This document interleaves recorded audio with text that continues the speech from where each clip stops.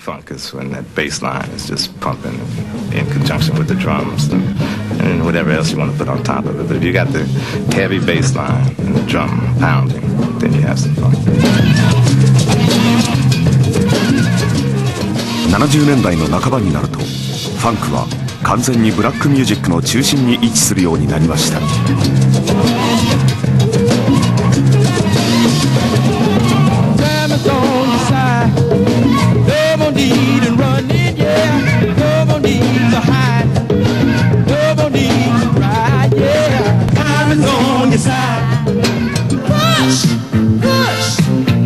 数多くのバンドが生まれ、ファンクの基本にさまざまな要素を加えていきました。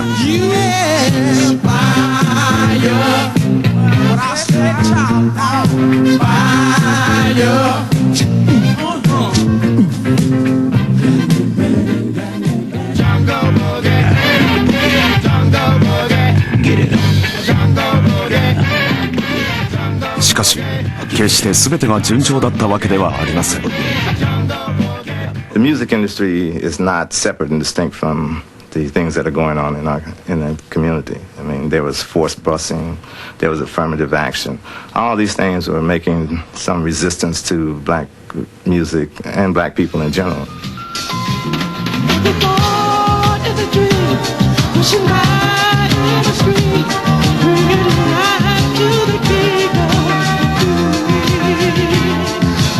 白人のラジオ局を狙ってポップな曲を歌うバンドもありましたが、扉はなかなか開かれませんでした。The formatting of radio changed, become much more conservative in terms of what they would play of different kinds of music. And so funk, to a great degree, was not really heard for the most part by the mass audiences. Those lines were drawn. You know, black music is for black folks on black radio stations, and white music is for white folks on white radio stations. But now we found that the buying public could care less. They were just interested in music that made them move. But the problem was convincing the record company. When I come home a little late at night, 'cause we only act like children. CBS はダンス音楽の市場を開拓するためにメジャーのレコード会社としては初めて黒人のプロデューサーを起用しました。2人組のプロデューサーギャンブル&ハフはこのフィラデルフィアの街から数々のヒット曲を送り出すことになります。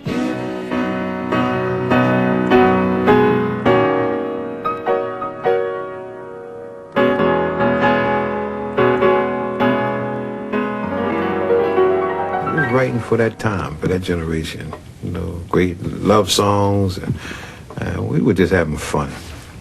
That's what we would do. Just having fun and overjoyed that they liked them. That every time we wrote a song, it was a hit. Yeah, that was unbelievable.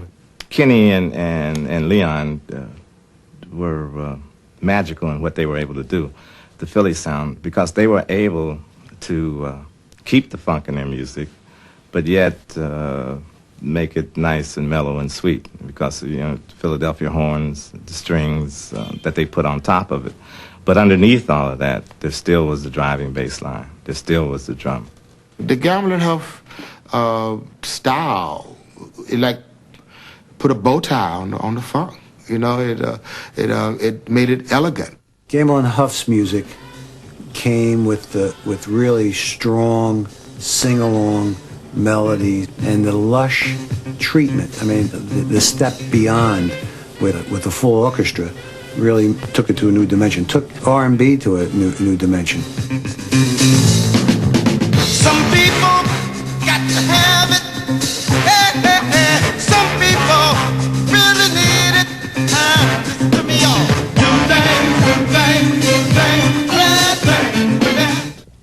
When most record companies was recording with rhythm section, we had the orchestra. We had an orchestra, which made us more powerful.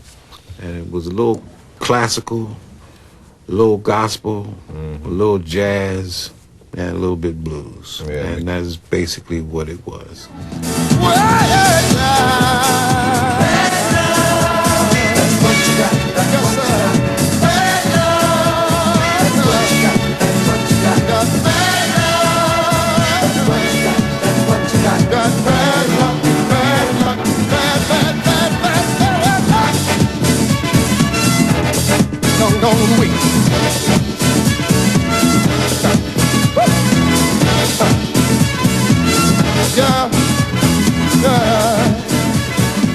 everybody was doing straight chords, straight dominant chords, and we invented this kind of stuff, that kind of stuff, and this. We sort of got into the upper partials of the chords. In other words, like he said, all the rock groups would play just C major.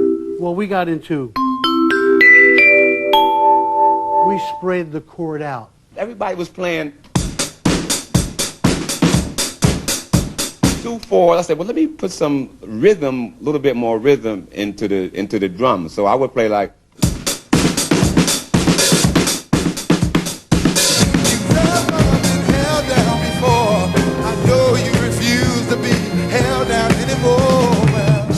It's more like a melody on a snare drum. So didn't sound nothing like Motown, Memphis, and nobody. I want y'all to listen to every word I say, every word I say. No stopping now. No. Look up. Ain't no stopping now. See, we got to go. We had a string of black and white artists, international from Italy, Germany, England, who came because they heard something that they liked and they wanted to try and capture. It was great for the studio. We were always busy and so forth, but the core was what Gamble and Huff created. Ain't that close to love? Ain't that close to love? Ain't no more return. My heart's been broken just like you did. All night you want me gonna burn.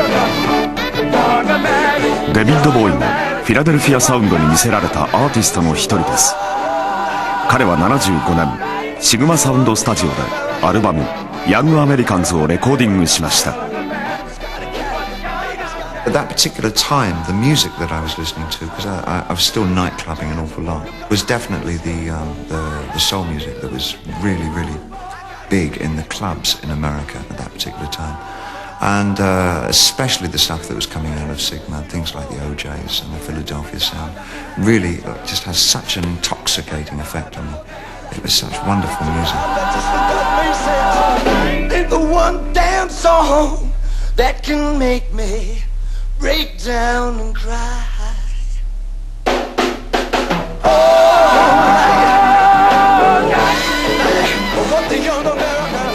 I kind of, try to do my own version of my interpretation of that kind of music, and it wasn't authentic at all. And I think my stage movements kind of resembled a rather spindly wooden top.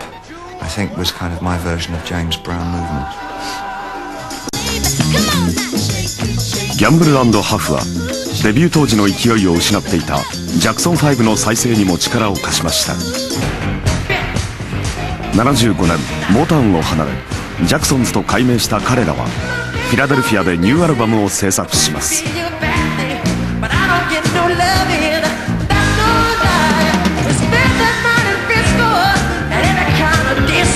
Gamble and Huff did a collaboration album with the Jacksons, and the whole family moved to Philadelphia for like a 2-month period, and we cut the album.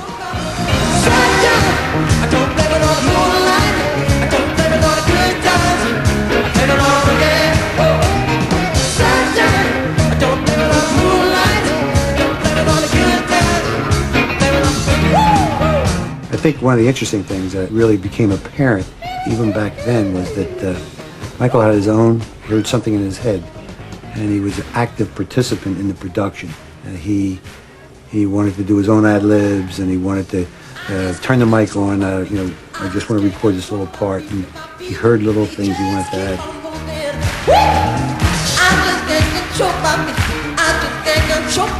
My feet, they just keep on. So typically it was Gamble and Huff's show, but you really credit Gamble and Huff teaching him how to write songs. I don't blame it on the moonlight. I don't